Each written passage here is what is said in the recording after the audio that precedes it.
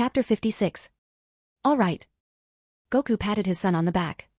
Good work, guys. So, Gohan, shall we go? He'd thought he heard something, some kind of clicking, whirring noise, but it seemed gone now. What's this? Vegeta snarled. Your enemy isn't beaten. You can't leave now. This is a feud between Scions and Tuffles, Goku said, shrugging. I don't consider myself a Scion. It's none of my concern. I was only here to rescue my son. You are mistaken. Reichi's voice boomed from the screen on the tower. None of you will be leaving alive. You have made several fatal mistakes. He paused, turning to some device next to him and examining it. The first is assuming that you have beaten Hachiyak. Goku gulped. You know, I don't like the sound of that. For once I find myself agreeing with you, Vegeta muttered. +++ Gamma Protocol activated +++. +++ Continue primary objective, terminate Scions +++. Is that? Don't tell me. Gohan took a step back. It's still alive. The silhouette that approached from the ruins of a once mighty mountain seemed different somehow. It was back to normal size for one thing, no longer in its giant form. More detail became clear as it drew closer. It seemed to be completely undamaged, having totally repaired itself.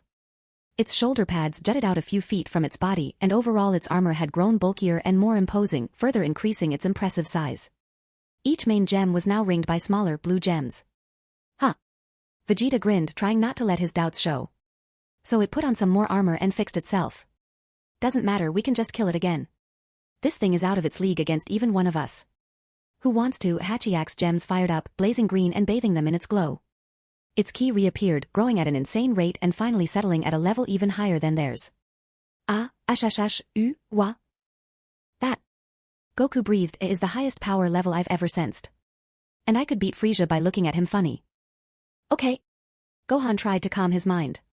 Nobody's unbeatable. We haven't even started to fight, we're far from beaten. Calme. He stared into Hachiyak's eyes as he charged his attack.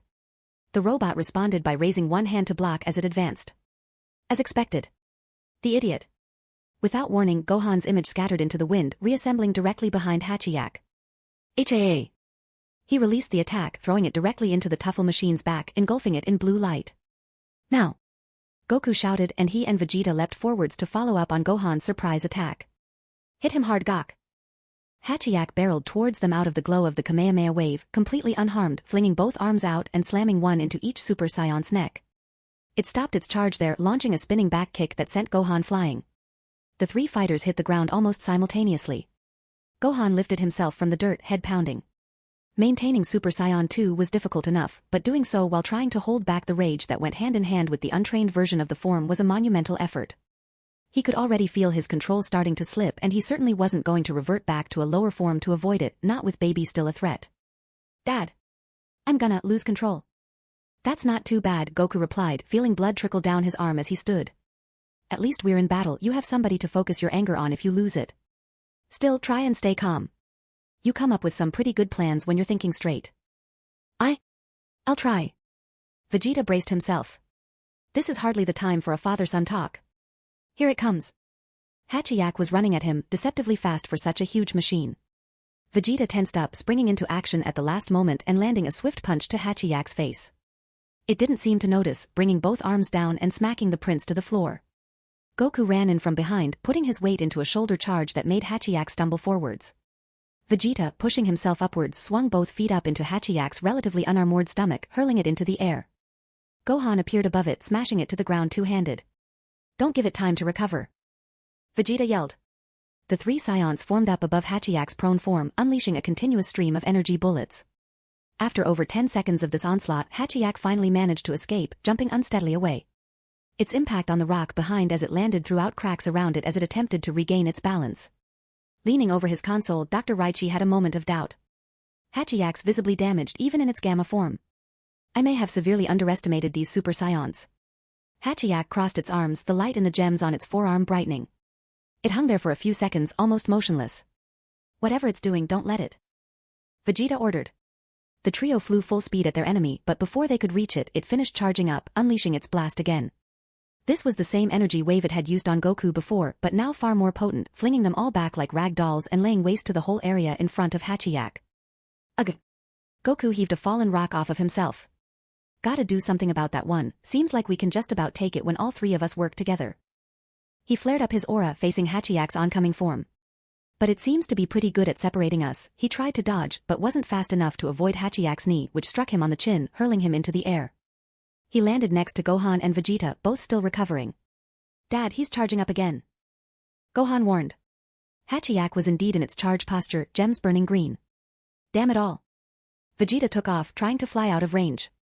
Gohan immediately shifted away, appearing several meters behind Hachiak. Goku, however, was still reeling from the last blow and took the second blast full force, disappearing in the cloud of smoke it threw up. You. Something seemed to change behind Gohan's eyes. His rational mind finally gave in. Leave my dad alone. Alert, significant power increase detected +++. Hachiak backed away, catching Gohan's fist and throwing him overhead. Gohan spun in the air, turning back and flying back at Hachiak. It sidestepped, kicking him out of the air, but he kicked off the ground, blasting Hachiak at point-blank range with a two-handed energy bolt. It was undamaged, but momentarily off balance, and Gohan kept up his attack, unrelenting, coming at it from every angle. Vegeta, watching this take place, was about to rush Hachiak from behind when something strange caught his attention. He dropped to the ground next to the clearing smoke cloud where Goku's figure was becoming visible. Hey, Kakarot. You weren't as unprepared for that attack as you pretended to be, were you? Goku, emerging from the smoke, shook his head. Nope. I blocked it at the last second. Thought so. You barely lost any energy at all. But why the pretense? Were you trying to get the brat to use his full power? No, actually. He's still not as powerful as either of us. He's keeping up the pressure on Hachiak, but he won't last long. Goku looked over at Gohan and Hachiak still fighting. Actually, I was trying to get a good look at that blast it has. Its defenses drop while it's charging. We can use that. I just need to know exactly how long it takes, and I didn't quite get it last time.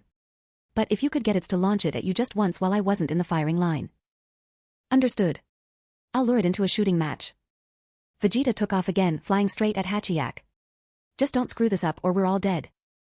As he neared the metal monster, it unflinchingly withstood a kick to the head from Gohan, smacking him away backhanded. Just then, Vegeta kanonied into it from the side, staggering it away. It turned to face him and he immediately retreated, charging up an energy attack between his hands. Hachiak began to do the same and Goku watched intently, counting the seconds. 1, 2, 3, 4. Vegeta grinned, feeling the energy sparking between his hands. This should be plenty. Kakarot won't even get his shot, I'll finish it now. He threw his hands forwards. Gallic gun. 9, 10. 11, 12. The beam flew straight and true, coming within inches of Hachiak before. 15, 16. It opened its arms wide, firing the beam. It carved through Vegeta's Gallic gun as if it wasn't even there, smashing into him and throwing him to the floor. Gah! He hissed as he felt the intense heat of Hachiak's ki scorching his body. Kakarot, I hope you're happy. Kill this son of a bitch already. All right. Goku took a deep breath as Hachiak approached. He beckoned with one finger. Come get me. Hachiak, stony-faced, crossed its arms and began to charge up. Hiya. Goku's aura flared up around him, his body filling with energy. I have to the count of 15 to attack, his defenses are down before he fires. Huh. The strange energy his father was emitting snapped Gohan out of his rage. What's Dad doing?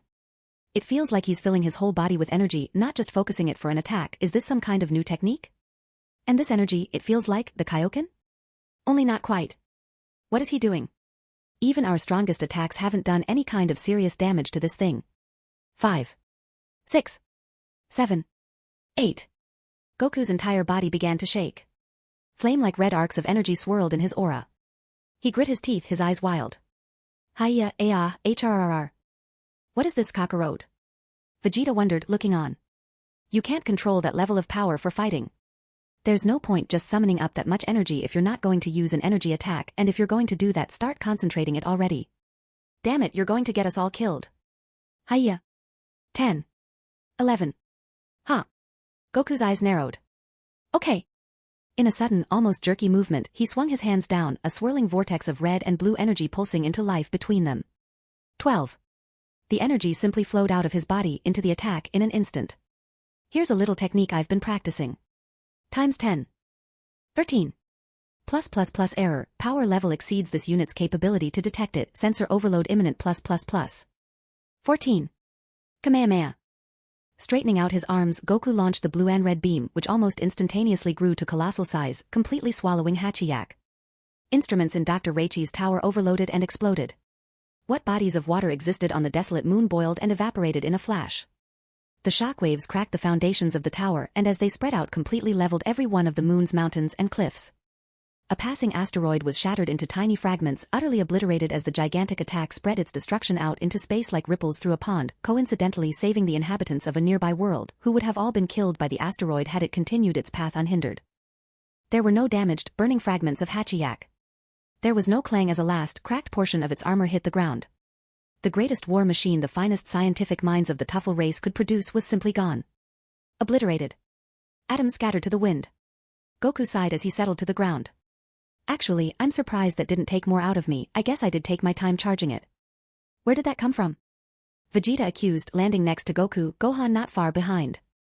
For a second there you were putting out energy that made Hachiyak look like nothing. Yeah. Gohan added. How did you do that? Goku leaned over, putting one hand on his son's shoulder. Well, Gohan, remember Krillin's Kamehameha trick? Where he just focused the Kaioken into an attack, rather than power his strength and speed and so on, so he could make it even more concentrated and raise its power even more. Yeah. Well, that's what came to mind when I was thinking about that Super Kaioken I tried against Cell. I couldn't sustain it for long enough to be effective.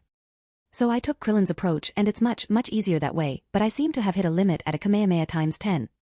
Can't seem to go any higher. You do realize I don't know what you're talking about? Vegeta said irritably. In case you haven't noticed, I haven't been around when all these things you're talking about happened. Oh sure. But I was just talking to Gohan. Goku brushed him off. Honestly, I don't care if you don't understand. Why you? Your attention please. Dr. Reichi's voice echoed throughout the now flat landscape, now with some static interference thanks to the tremendous electromagnetic burst Goku's attack had thrown out. I will remind you that I am not defeated yet. If I may remind you of the stakes. The camera swung around, displaying the still-possessed Tarble and Paragus on the screen. Baby if you will? Yes. A harsh voice rasped from off-screen, the words simultaneously being spoken by Paragus and Tarble as well. The one-eyed one. Stop his heart, Reichi commanded, and on cue, Paragus collapsed, silently spasming, then falling still after several seconds.